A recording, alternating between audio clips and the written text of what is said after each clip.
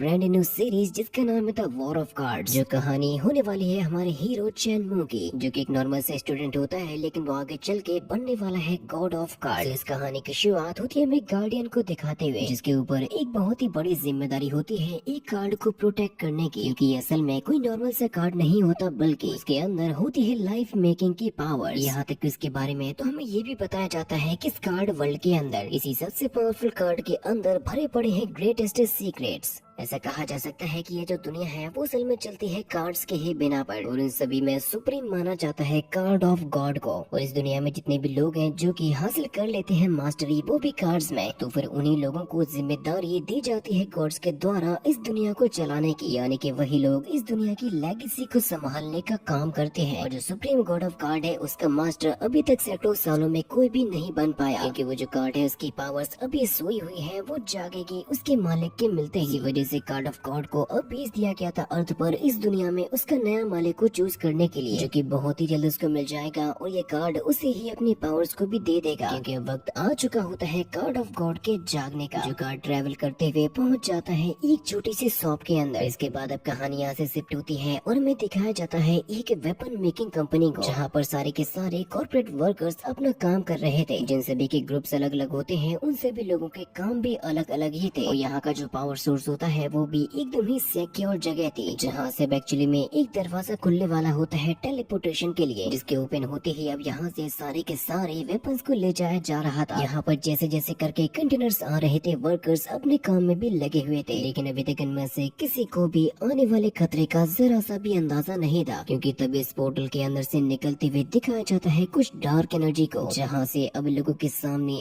Appear हो जाती है एक लड़की, जो कि देखने में भी बहुत ही ज्यादा पावरफुल भी लग रही थी, जिसके पास में एबिलिटी होती है सुपर फास्ट स्पीड की, क्योंकि वो पलक झपकते ही काफी स्पीड के साथ में आगे बढ़ती है और सामने आने वाले सभी के सभी वर्कर्स को जान से मारते जाती है, क्योंकि उसके पास में होता है एक थंडर फायर वेपन। और एक्चुअली में इस कंपनी के अंदर रिपेयर किए जाते हैं कार्ड्स को, जिसकी वजह से अब तभी सामने आ जाता है एक बहुत ही पावरफुल गार्ड, और उसके पास में भी पावर्स के नाम पे होता है एक बहुत ही स्पेशल कार्ड। अपने कार्ड को लगाता है और उसकी मदद से बना लेता है एक बहुत ही पावरफुल एनर्जी शील्ड को, जिसके साथ साथ अब यहाँ पर और भी काफी सारे सोल्जर्स आ चुके थे उनको रोकने के लिए, जिन सभी के सभी लोगों ने अपने अपने पावर्स का यूज करते हुए एनर्जी शील्ड को बना लिया था, जिनके ऊपर अब काफी स्पीड के साथ में अटैक करने के लिए आने लगती है वही लड़की। इसकी वजह से गार्ड ने अपने पावर से एक काफी खतरनाक स्लैशिंग अटैक भी कर दिया था, लेकिन वो लड़की अपने आप को बचाती है। उसके साथ साथ और भी काफी सारे बंदे आ चुके थे, जिनके पास में भी मौजूद होती है सुपर नेचुरल पावर। किसी के पास में स्पीड होती है तो किसी के पास में स्ट्रेंथ, तो किसी के पास में दोनों ही चीजें होती हैं, जिनमें से तभी दो फाइटर्स बढ़ने लग जाते हैं इन्हीं सोल्जर्स को जान से मारने के लिए, जो कि स्पीड के साथ में जाते हैं और इस शील्ड से टकरा जाते हैं, जिससे कि वाकई में उन सभी लोगों के द्वारा बनाई गई वो शील्ड भी ब्रेक हो गई थी। जिसके बाद इन लोगों ने इन सोल्जर्स को मारना भी शुरू कर दिया था। जब तक ये फाइट चल ही रही थी उसी मोमेंट पर यहाँ पर आ जाता है उन्हीं सभी सोल्जर्स का जनरल, जिसके पास में भी पावर्स के नाम पे मौजूद होता है एक बहुत ही स्पेशल कार्ड, जिसको सेटअप करते हुए वो कहने लगता है कि चलो अब खत्म भी करो ये चूहे बिल्ली का खेल। जिसके बाद अब उन्होंने यहाँ पर निकाल ली होती है अपनी एक स्पेशल रॉड को, जिसकी मदद से वो यहाँ पर सभी के सभी हमलावरों के साथ में फाइट करने लगते हैं, जिसकी पावर्स वाकई में काफी कमाल की होती है, क्योंकि वो अकेले ही इन सभी के सभी लोगों को टक्कर दे रहे थे। जिस मोमेंट पर जैसे एक हमलावर लड़की अटैक करने वाली होती है उनके ऊपर, उन्होंने अपनी रॉड के केवल एक ही अटैक के साथ में उसको जान से मार दिया था, जिससे कि बाकी के जो हमलावर होते हैं वो काफी ज्यादा गुस्से में आकर उनके साथ में फाइट करने लगे थे।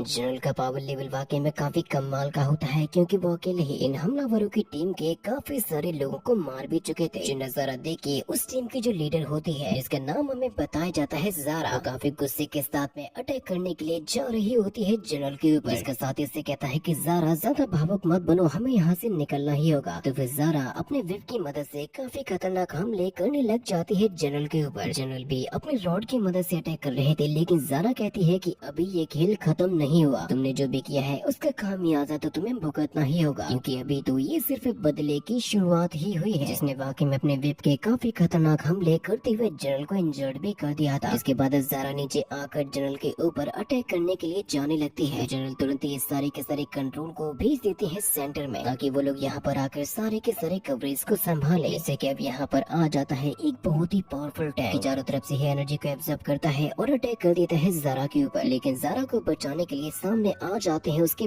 मास्टर। इसके बाद अब कहानी यहाँ से शिफ्ट होती है और हमें दिखाया जाता है सिटी का सीन, जहाँ पर अब हम लोग एक घर के अंदर देख पाते हैं एक लड़के को जिसका नाम होता है चैनमो। और यही होता है हमारी इस कहानी का मेन प्रोटैगनिस्ट, जो कि एक स्टूडेंट होता है और वो कई सारे एक्सपेरिमेंट भी करते रहता है। ऑब्वियसली ये कार्ड्स की दुनिया है तो सारी की सारी चीजें चलती हैं कार्ड्स के ही बिना पर। चैनमो यहाँ पर अपने किसी एक्सपेरिमेंट को कर रहा था, एक्चुअली में वो यहाँ पर बना रहा होता है अपने लिए एक न्यू कार्ड को। साथ ही उसके चारों तरफ ही हम लोग घूमते हुए देख पाते हैं एक छोटे से कॉकरोच को, जिसके बारे में चैनमो बताता है कि ये तो है असल में उसका छोटा सा दोस्त। चैनमो यहाँ पर अपने लिए जिस कार्ड को बना रहा था वो उसके इस तरीके से डिजाइन करता है, ऐसा कार्ड आज तक कभी भी किसी ने भी डेवलप नहीं किया। इसके प्रोग्राम को, जिसकी पावर्स को चैनमो ने अपने हिसाब से ही सेट किया था, लेकिन वो कितना कारगर होगा वो तो हमें आगे ही पता चलेगा। वो उस कार्ड को बनाता है और रख लेता है अपने आगे के यूज के लिए। और साथ ही साथ ये जो दुनिया होती है वो थोड़ी सी फ्यूचरिस्टिक बन चुकी थी, जहाँ पर चैनमो जब और भी न्यू कार्ड्स को डिजाइन कर रहा था तो उसी मोमेंट पर चैनमो की लैंडलॉर्ड दरवाजे को खटखटाने लगती है और ये कहती है कि चैनमो, तुम आकर अभी तक अपने कमरे के अंदर क्या कर रहे हो, और साथ ही साथ मेरे होते हुए तुमने दरवाजे को लॉक करने की हिम्मत भी कैसे की। मुझे ये बता दो, क्या तुम और कहीं पर जाना नहीं चाहते या फिर पूरे दिन भर इसी छोटे से कमरे में घुसे रहना चाहते हो। और तुम्हारा जो 6 महीनों का किराया बाकी है उसे भी आज के आज ही दे दो। जिनके दरवाजे को खटखटाने की वजह से वो जो छोटा सा कॉकरोच होता है उसके ऊपर एक छोटा सा बॉक्स गिरने की वजह से उसकी मौत हो जाती है। यहाँ पर चैनमो की लैंडलॉर्ड ये कहने लग जाती है कि अगर तुम दरवाजे को नहीं खोलोगे तो मैं भी बाहर की तरफ से दरवाजे को बंद कर दूंगी ताकि तुम बाहर भी ना निकल सको। तभी चैनमो को याद आता है कि सुबह 8 बजे से उसका एग्जाम भी स्टार्ट होने वाला था, इसीलिए उसको वक्त रहते अपने कॉलेज में भी पहुँचना होगा। चैनमो खुद भी इस बात से डर रहा था कि पता नहीं वहाँ पर अब उसके साथ में क्या होगा, इसीलिए उसको सबसे पहले यहाँ से जाना होगा अपने अंकल हुआ के पास में, जहाँ से अब चैनमो तुरंत ही निकल चुका होता है खिड़की के रास्ते से। अब चैनमो हमें ये बताता है कि वो जहाँ पर रहता है उसको कहा जाता है टियानजू फेडरेशन, जो कि पड़ती है इस डोंगशेंग एक्रोपोलिस जनरल एरिया में। साथ ही साथ वो हमें ये भी बताता है कि उसका एक सपना है कि वो बनना चाहता है एक कार्ड मेकर, एक ऐसा कार्ड मेकर बनना चाहता है जैसा कि आज तक ना हुआ हो। भले ही चैनमो इस समय पर केवल 1 स्टार का एनर्जी कार्ड ही बना सकता है, जो कि बहुत ही नॉर्मल और कॉमन होता है, लेकिन आने वाले फ्यूचर में मैं चैनमो बनाऊंगा बहुत ही स्पेशल कार्ड्स को, जिससे कि चैनमो तुरंत ही यहाँ से भागते हुए जा रहा होता है अपने अंकल हुआ की तरफ, जिनकी शॉप के अंदर जाते ही वो ढूंढने लग जाता है अपने लिए एक पेन को, जहाँ पर तभी चैनमो को एक छोटा सा स्टोन नजर आता है जिसको उसने उठा भी लिया था। साथ ही उसको वहीं पर एक और कार्ड डला हुआ दिखाई देता है जो कि एक्चुअली में होता है कार्ड ऑफ गॉड, लेकिन उसके उठाते ही वो कार्ड दोबारा से वहीं पर ही गिर जाता है, क्योंकि वहाँ पर आ चुके होते हैं अंकल हुआ, जो कि चैनमो के कान को खींचते हुए कह रहे थे कि मैंने भी सब कुछ साफ किया और तुम दोबारा से बर्बाद करने के लिए आ गए। रोज रोज अपना ये जो दिमाग लगाते हो उसकी वजह से जरा अपनी आंखों को तो देखो, इतनी ज्यादा छोटी होती जा रही है। चैनमो कहता है अंकल हुआ मुझे जरूरत है एक पेन की। अंकल हुआ उससे कहते हैं कि इससे पहले तुम्हें मेरे बिलबोर्ड को बाहर निकालने में हेल्प करनी होगी। चैनमो को भी जल्दी जाना था, इसीलिए अंकल उससे कहते हैं कि जल्दी से मेरी हेल्प करो, इसलिए दोनों के दोनों डिजिटल बिलबोर्ड को निकालने लगते हैं। चैनमो उनसे कह रहा था कि अंकल वैसे आपने सारे के सारे पेन कहाँ पर रख दिए। अंकल उससे कहते हैं कि मुझे बताओ तो जरा कि आखिर तुम्हें कौन सा पेन चाहिए। चैनमो कहता है कि मुझे चाहिए मेरा कार्ड पेन जिसकी मदद से मैं नए कार्ड्स को बना सकूं, क्योंकि असल में उसका जो कार्ड पेन है वो ब्रेक हो चुका है। उसने गलती से उस बिलबोर्ड को रख दिया होता है अंकल के पैर पर। अंकल उससे कहते हैं कि चिंता मत करो, कम से कम मेरी बूढ़ी हड्डियाँ तुम्हारी जवान हड्डियों से मजबूत तो है। वो कहते हैं कि ठीक है मैं तुम्हें पेन देता हूँ, लेकिन उससे पहले ये बिलबोर्ड को ओपन कर दो, जहाँ पर चैनमो ने तुरंत ही एक्टिवेट कर दिया होता है उस डिजिटल बिलबोर्ड को। लेकिन ये जो बिलबोर्ड होता है वो ठीक तरीके से वर्क नहीं करता, जैसे कि उसके अंदर कोई खराबी आ चुकी हो। अंकल उससे कहते हैं कि तुम अपने कार्ड बनाने में इतना ज्यादा बिजी रहते हो, तुमने पता नहीं कितने सारे कार्ड पेन को ब्रेक कर दिया। मेरी तरफ से तुम्हारे लिए आखिरी पेन है। चैनमो जैसे यहाँ से जाने लगता है तो अंकल उससे कहते हैं कि मुझे भी तो कुछ दे दो। चैनमो उनको पैसे देता है और यहाँ से जाने लगता है, लेकिन तभी वो जाने से पहले अंकल से पूछता है कि वैसे आपके पास में जो बेकार सा और काफी अजीब सा कार्ड डला है, क्या मैं इसको ले जा सकता हूँ? देखने में तो किसी काम का नहीं लगता और शायद आपके लिए ये काम का होगा भी नहीं। तो अंकल उससे कहते हैं कि ठीक है, जो भी बेकार कार्ड हो तुम उसको चाहो तो ले जा सकते हो। जिनका शुक्रिया अदा करते ही चैनमो काफी स्पीड के साथ में यहाँ से जाने लगा था अपने कॉलेज की तरफ। वो कहते जाता है कि मैं आपके बिलबोर्ड को शाम के वक्त में ठीक करने की कोशिश करूंगा। और साथ ही तभी हम अंकल के पास में देख पाते हैं एक कार्ड को जो कि उनके बिलबोर्ड का होता है और वो उसी को ठीक करने की ही कोशिश करेंगे। इसके बाद हमें अगले ही सीन में दिखाया जाता है चैनमो की ट्रेनिंग क्लास को, जहाँ पर जो टीचर होते हैं वो सभी के सभी स्टूडेंट्स की एंट्री कर रहे थे, लेकिन देखने पर ऐसा लग रहा था जैसे कि इनमें से कोई भी स्टूडेंट इस टीचर को तो सीरियस लेता ही नहीं है। किसी को नींद आ रही थी तो कुछ लोग मस्तियाँ भी कर रहे थे। यहाँ पर कुछ लड़कियाँ तो ऐसी भी होती हैं जो कि बहुत ही छिछोरी टाइप की भी थी। यहाँ पर आने वाला होता है जुओ फैमिली का एल्डेस्ट सन, जो कि अपनी फ्लाइंग कार से एक बहुत ही शानदार एंट्री मारता है सभी लोगों के सामने, जहाँ पर तब क्लास में मौजूद टीचर ये कहने लगते हैं कि आप लोगों का एग्जाम अब बहुत ही जल्द शुरू भी होने वाला है। जो भी इस टेस्ट में पास हो जाएगा उसको मौका मिल सकता है सिटी के अंदर डोंगवे यूनिवर्सिटी में एडमिट होने का। ये मेरे ख्याल से तुम लोगों के लिए एक काफी ग्रेट अपॉर्चुनिटी होनी चाहिए, इसलिए तुम लोगों को अपने एग्जाम के ऊपर ध्यान देने की बहुत ही ज्यादा जरूरत है। लेकिन ये जो स्टूडेंट होते हैं वो तो टीचर की बातों पर ध्यान भी नहीं दे रहे थे, बल्कि वो तो चीजों को उठा उठा कर फेंकते हैं जिनमें से कुछ तो लग जाती हैं उसी टीचर को ही। इस मोमेंट पर अब तभी एंट्री होने वाली होती है मिस्टर जुओ की, जो कि असल में होते हैं डोंगवे यूनिवर्सिटी के स्टूडेंट्स के प्रेसिडेंट, और इनका हमें पूरा नाम बताया जाता है सीनियर जुओ टेंगी, जो कि एक्चुअली में यहाँ पर होने वाले इस एग्जाम को इन्विजिलेट करेंगे, जिनका स्वागत यहाँ पर तालियां बजाते हुए भी किया जाता है। अभी हम रास्ते में भागते हुए देख पाते हैं चैनमू को, जिसको बहुत ही कम समय बचा हुआ था एग्जाम में एंट्री लेने का। अभी हम मिस्टर जुओ को देखते हैं जो कि यहाँ पर मौजूद स्टूडेंट्स के ऊपर ध्यान देते हैं, और उन्हें ये पता लग पाता है कि ये सभी के सभी हैं एक नंबर के निहायत ही बेवकूफ स्टूडेंट। अभी हम उस टीचर को देख पाते हैं जो कि मिस्टर जुओ का शुक्रिया अदा कर रहा था यहाँ पर आने के लिए, लेकिन सभी हरामी बच्चों को संभालने की हिम्मत उस टीचर के अंदर नहीं थी। मिस्टर जुओ कहते हैं कि टीचर अब आप यहाँ से जाइए, यहाँ का सब कुछ अब मैं खुद से ही संभाल लूंगा। फिर जब वो टीचर यहाँ से जा रहे थे वो गलती से टकरा जाते हैं एक दरवाजे से, जिससे कि सभी के सभी स्टूडेंट उनका मजाक उड़ाने लगते हैं। मिस्टर जुओ कहते हैं कि बस करो, अब चुप हो जाओ और तैयार हो जाओ एग्जाम के लिए, क्योंकि अब एग्जाम देने का वक्त हो ही चुका था। इस मोमेंट पर तभी पहुँच जाता है चैनमू, जो कि जब अपनी सीट पर पहुँचने वाला था तो एक स्टूडेंट गलती से उसको गिरा देता है, जिसकी वजह से चैनमू का जरूरी लिक्विड नीचे गिरकर टूट जाता है। मिस्टर जुओ से रिक्वेस्ट करता है कि क्या मैं और ये ले सकता हूँ, लेकिन मिस्टर जुओ से कहते हैं कि बेहतर होगा कि तुम अपनी सीट पर बैठ जाओ, क्योंकि उनको ये लग रहा था कि ये स्टूडेंट किसी भी हाल में पास तो नहीं होने वाला। चैनमू किसी और से हेल्प मांगने की कोशिश करता है, लेकिन कोई भी उसकी हेल्प करने को तैयार नहीं होता। चैनमू को खुद भी समझ में नहीं आ रहा था कि आखिर उसको क्या करना चाहिए। उसे किसी भी हाल में कोई न कोई रास्ता निकालना ही होगा, क्योंकि एक स्टार कार्ड को बनाने के लिए जो सबसे जरूरी होती है वो होती है ब्लू कार्ड, और इस इंक को बनाने के लिए जरूरत होती है ब्लू स्टोनर स्टोन की, जिसको ग्राइंड करने पर और थोड़ा सा वाटर मिलाने के बाद फाइनली बन के तैयार हो जाता है वही लिक्विड। सोचने लगता है कि सबसे जरूरी जो मटेरियल है वो होता है वही स्टोन। चैनमू को याद आता है कि वो स्टोन तो अभी भी है उसके पास में, इसकी मदद से उसको ग्राइंड करने के बाद शायद वो उसको बना भी सकता है। चैनमू से स्टोन को ग्राइंड करता है और फाइनली बना लेता है ब्लू इंक को। जिस मोमेंट पर तभी हम क्लास के बाहर देख पाते हैं किसी लड़की को, जो कि तभी बाहर बुला लेती है मिस्टर जुओ को। मिस्टर जुओ तभी बाहर जाते हैं और उससे कहते हैं कि मिस टैंग तुम यहाँ पर क्या कर रही हो, क्या मैं ये जान सकता हूँ कि तुम यहाँ पर क्यों आई हो। तो मिस टैंग कहते हैं कि सीनियर मैं यहाँ पर ट्रेनिंग क्लास से कुछ दोस्तों को ढूंढने के लिए आई, हो सकता है कि यहाँ पर भी मेरे कुछ नए दोस्त बन जाएं। तो मिस्टर जुओ कहते हैं कि देखो ये तो मैं अच्छे तरीके से जानता हूँ कि ये तो वो रीजन नहीं है, जो भी है तुम मुझे जल्दी से बता दो। तो फिर मिस टैंग मिस्टर जुओ से कहने लगती है कि मैं असल में थोड़े समय के लिए आपकी शटल कार को ले जाना चाहती हूँ, अगर आप कहो तो क्या प्लीज मैं उसको ले जा सकती हूँ। अभी हम चैनमू को देखते हैं जिसको अभी भी एक और एलिमेंट की जरूरत थी, जिसको आकर वो कहाँ से प्राप्त करेगा ये चीज तो उसे खुद भी पता नहीं होती। जब उसके पास में कोई भी रास्ता नहीं होता तो वो कहता है कि अब तो मुझे अपने बालों को ही सेक्रीफाइस करना होगा, जिससे कि वो तुरंत अपने बालों को नोच कर निकाल लेता है, जो नजारा देख के बाकी के स्टूडेंट तो चौंक जाते हैं, जिसको चैनमू जलाता है और अपने यूज में भी ले लेता है। तभी हम मिस्टर जुओ को देख पाते हैं जो कि मिस टैंग से ये कहने लगता है तुम्हें ये पता होना चाहिए कि भी सिटी के अंदर कितना ज्यादा केओस फैला हुआ है, वो भी चारों तरफ, और काफी सारी जगहों पर इलीगल वेपन्स भी देखे गए हैं, इसलिए मैं तुम्हें बिल्कुल भी इजाजत नहीं दूंगा कि तुम यहाँ से कहीं पर भी बाहर जाओ। साथ ही साथ तुम्हें ये जानना बहुत जरूरी है कि तुम असल में कौन हो। मैं बिल्कुल भी ये नहीं चाहता कि तुम किसी भी हाल में किसी भी मुसीबत में पड़ो। मिस टैंग कहने लगते हैं कि सीनियर आपको इस बात की कोई भी परवाह नहीं है, ये भी हाल ही में मैंने कितने अच्छे दोस्तों को बनाया। आप खुद ही सोचिए कि अच्छे लोगों के मेरे साथ में होने की वजह से आखिर कौन ही होगा जो कि मुझे नुकसान पहुंचाएगा। मिस्टर जुओ कहते हैं कि देखो मैं तुम्हारे दोस्तों को टारगेट नहीं कर रहा हूँ, बल्कि तुम्हें तो इस ट्रेनिंग क्लासेस के सभी के सभी स्टूडेंट्स को देखना चाहिए, कि मुझे तो ऐसा बिल्कुल भी नहीं लगता कि इनमें से कोई भी तुम्हारा फ्रेंड बनने के लायक भी है, क्योंकि इनमें से कोई भी मुझे उतना मेहनती नजर नहीं आया जितना कि होना चाहिए। मुझे तो ऐसा लगता है कि इस बार भी एक भी ऐसा स्टूडेंट नहीं होगा जो कि यहाँ से आगे बढ़ने के लिए क्वालिफाई हो जाएगा, क्योंकि इनमें से किसी को भी ये तक नहीं पता कि आखिर 1 स्टार एनर्जी कार्ड बनाते कैसे है। तुम खुद ही मुझे ये बताओ क्या इनमें से कोई भी तुम्हारे जैसे टैलेंट का दोस्त बनने के लायक भी है। हम चैनमू को देख पाते हैं जिसने फाइनली बना लिया होता है अपने इस ब्लू इंक को, जो कि इसमें थोड़ी सी वाटर को ऐड करता है और अपना फाइनल प्रोडक्ट बना ही लेता है। और अब बारी आ चुकी होती है उसके पेन को यूज करने की। तभी हम इस टैंक को देखते हैं जो कि अपने सीनियर से ये कह रही थी कि मैं जानती हूँ कि तुम केवल बाकी लोगों को अपने सामने नीचा दिखाना चाहते हो, इसी वजह से वो उसकी बिना बात को सुने ही जाने लगती है। तो उस उसको रोक लेते हैं मिस्टर जू। मिस्टर जू कहते हैं कि क्या वाकई में तुम्हें मेरी बातों पर भरोसा नहीं है? चलो आ जाओ, मैं सब कुछ तुम्हारे सामने साबित करके ही दिखा देता हूँ। अगर इतने सारे स्टूडेंट में से किसी ने भी 1 स्टार एनर्जी कार्ड को बना लिया तो मैं तुम्हारी बात को मानने के लिए भी तैयार हो जाऊंगा। मिस टैंग कहती है कि चलो देख लेते हैं कि आखिर सच क्या है और झूठ क्या है। इससे कि भी दोनों के दोनों पहुंच जाते हैं क्लास के अंदर, जहाँ पर हम तभी चैनमू को देख पाते हैं जिसने फाइनली बना लिया होता है एक 1 स्टार के कार्ड को, जो कि वो तुरंत ही दिखाने लगता है सीनियर जुओ को। चैनमू के टैलेंट को देखकर यहाँ पर मौजूद सभी के सभी लोग तो चौंक ही जाते हैं। चैनमू मिस्टर जुओ के पास में जाता है और उनसे ये कहता है, सीनियर मुझे यहाँ से जल्दी जाना होगा। इसी वजह से वो अपना कार्ड दिखा के तुरंत ही यहाँ से जाने भी लगा था। नजारा देख कर मिस टैंग तभी मिस्टर जुओ से ये कहने लगती है, इस लड़के ने ये जो कार्ड बनाया है क्या आप उसको क्वालिफाई करोगे? मिस्टर जुओ कहते हैं कि हाँ मैं ऐसा कर तो सकता हूँ, लेकिन मुझे इस बात पर यकीन नहीं हो रहा। इसके पास में ब्लू कार्ड इंक न होते हुए भी इसने आकर ऐसा कैसे कर लिया? बल्कि इसने तो सबसे पहले कार्ड को एकदम परफेक्टली डिजाइन भी करके दे दिया। कार्ड देख के मिस्टर जुओ भी शॉक हो गए थे और वो उसकी एनर्जी को चेक करने लगते हैं अपने डिवाइस के अंदर, जो कि पूरी तरीके से एनर्जी से भरा हुआ था और पास हो चुका होता है चैनमू। जो चीज देखकर मिस टैंग काफी ज्यादा खुश हो जाती है और वो तुरंत ही उसकी कार की की को लेकर यहाँ से चली जाती है। मिस्टर जुओ कहते हैं कि इस लड़के ने 1 स्टार कार्ड को इतनी लोअर कॉस्ट में कैसे बना लिया। इसी वजह से मिस्टर जुओ का जो इंटरेस्ट होता है वो चैनमू में और भी ज्यादा बढ़ चुका था। कैसा डिसाइपल उन्होंने अभी तक हाल फिलहाल में तो नहीं देखा था। इसके बाद फिर अगले ही सीन में दिखाया जाता है चैनमू को, जो कि फाइनली डिनर करने के बाद पहुंच चुका होता है अपने रूम पर और ये कहता है कि वाकई में अंकल हुआ ने काफी डिलीशियस फूड को बनाया था, लेकिन उसने अभी तक उनके बिल बोर्ड को ठीक नहीं किया था क्योंकि उसके अंदर जरूर से कोई न कोई खराबी होनी चाहिए। इसीलिए वो कहता है कि मैं उनके लिए कल एक नए कार्ड को बनाऊंगा। चैनमू जैसे लेटने वाला था तभी उसको याद आता है वही बेकार से कार्ड के बारे में। उसको निकाल के देखता है और ये कहने लगता है, यार मैं तो इस कार्ड के बारे में पूरी तरीके से ही भूल चुका था। लेकिन सबसे बड़ी जो खास बात होती है वो ये होती है कि उसने अभी तक ऐसे स्ट्रेंज कार्ड को देखा ही नहीं था। इसीलिए वो आज रात इसी कार्ड के ऊपर स्टडी करने वाला है बहुत ही ध्यान पूर्वक, ताकि वो इसकी बनावट और इसकी एनर्जी के बारे में जानकारी ले सके। इसकी ऊपरी लेयर को उतारते ही वो देखने लग जाता है उसकी इंटरनल स्ट्रक्चर को, जो कि वाकई में देखने में बहुत ही ब्यूटीफुल भी लग रहा था, क्योंकि ऐसी स्ट्रक्चर सच में किसी भी कार्ड के अंदर देखी ही नहीं गई है। और आखिर ये अमेजिंग हो ही क्यों ना, क्योंकि ये होता है असल में कार्ड ऑफ गॉड। यहाँ तक कि ये कार्ड तो अपने आप ही चमकने भी लगता है। चैनमू को देखने पर तो ऐसा लग रहा था जैसे कि ये कार्ड किसी और ही दुनिया से आया हो, क्योंकि मूनलाइट पड़ने की वजह से ये कार्ड एक अलग ही शाइनिंग मार रहा था। चैनमू कहता है कि चलो जो भी हो, अब मैं इसको जरा चेक करके देखता हूँ, जिसको उसने तुरंत ही लगा लिया होता है अपने टेस्टिंग डिवाइस के अंदर, जिसको लगाने की वजह से अचानक से ही पावर्स का एक ऐसा फ्लक्चुएशन दिखाई दिया था, जिसकी वजह से चैनमू के रूम का सारा नजारा ही बदल चुका था। चैनमू को ऐसा लगने लगता है जैसे कि वो किसी एक बहुत ही गहरी खाई में गिरने को जा रहा हो, जिसके फिर कुछ समय बाद हमें दिखाया जाता है उसी पोर्टल को, जहाँ पर हम एक गार्डियन को देख पाते हैं जो कि पहुंच जाता है अपने मास्टर के सामने, जो कि गुस्से के साथ में ये कहने लग जाते हैं कि तुम सभी के सभी बेकार हो, जिनकी वजह से मुझे बहुत ही ज्यादा नुकसान भी हुआ। तो बंदा ये कहने लग जाता है कि केवल एक ही चीज है जो कि मुझे अभी तक समझ में नहीं आई, कि हम लोग इस बाई युआन नाम की जगह से काफी सालों से सप्लाईज करते आ रहे हैं और आज तक हमारे लोगों को डिलीवरी करने में कभी भी देरी नहीं हुई, लेकिन आज अचानक से ही जो लोग आ गए थे उनके बारे में तो ये पता भी नहीं है कि अगर वो थे कौन। तो उसका मास्टर ये कहने लगता है कि देखो तुम इस डोंगशेंग गार्ड सिटी के लीडर हो, इसी वजह से ये जो खबर है वो कहीं और नहीं जा पाई, यहाँ तक कि तुम्हारे जो काफी सारे साथी हैं वो भी मारे गए। गार्डियन कहने लगता है कि जरूर से वो लोग यहाँ पर आए होंगे गॉड्स की लेगेसी को लेने के लिए, जरूर से वो लोग प्राप्त करना चाहते होंगे उसी मिस्ट्री कार्ड को। इसके बारे में ये कहा जा रहा है कि वो ऑलरेडी दिखाई दे चुका है डोंगशेंग में। कहने लगते हैं कि लेकिन इसके बारे में ऑलरेडी खबर लग चुकी होगी यूनिवर्सिटीज के अंदर, इसी वजह से तुम्हें किसी भी हाल में उस मिस्ट्री कार्ड को ढूंढना होगा सभी लोगों के पता चलने से पहले, और हमारे बाई युआन मेंशन में जो भी मुसीबतें आ रही हैं उनसे भी निपटना ही होगा। और अगर तुमने ऐसा नहीं किया तो इसका नतीजा तुम बहुत ही अच्छे तरीके से जानते हो। तभी फिर वो गार्डियन इस बारे में सोचने लगता है कि आखिर उसको अभी तक मिस्ट्री कार्ड के अपीयरेंस के बारे में पता क्यों नहीं चला। वो कहता है कि बस एक बार उसके हाथों में वो मिस्ट्री कार्ड लग जाए तो फिर इस दुनिया की हर एक ताकत उसके सामने अपना सर झुकाएगी। तभी वो जनरल को यहाँ पर बुलाता है और उससे ये कहता है सिटी में चारों तरफ ही फैल जाओ और उस मिस्ट्री कार्ड के बारे में पता लगाओ। अगर वो कार्ड नहीं मिला तो तुम लोग जानते हो कि तुम्हारे साथ में क्या होगा। जिसके नेक्स्ट एपिसोड को देखने के लिए जल्दी से चैनल को सब्सक्राइब भी कर दो।